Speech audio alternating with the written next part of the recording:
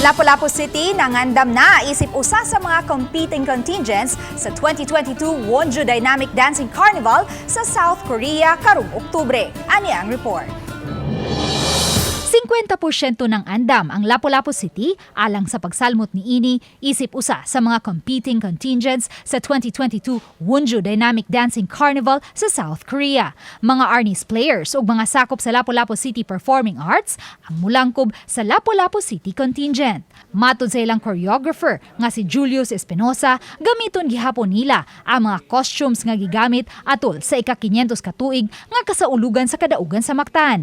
Kay bisan ang kolor sa mga costumes pinasubay base sa history. Hinuon ila kining mas gipalambo aron mas mabulokon tan-aon.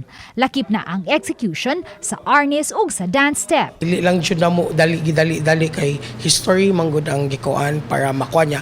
We have nakuan po mi og mga kuan mga historian nga among gipangutan na para dili mabali-bali ang history ba masunod jud na mao jud ilang makita sa Korea ang authentic jud nga kadaugan sa Mactan.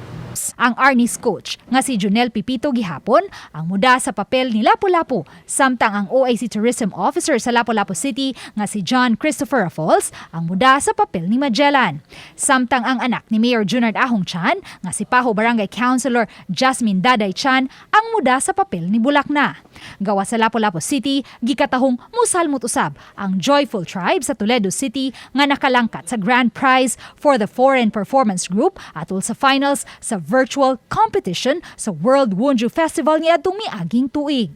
Tanan yung mga dancers namo gitrain jud namo sila dili lang through dancing, gitrain po namo sila sa arnis o sa genre nga sa fighting war nga maklaro jud dito sa Wonju Korea nga ang among gi-present ang reenactment sa Battle of Mactan. Uban ni Marlon Melgazo, Luan Narondina, Balitang Bisdak.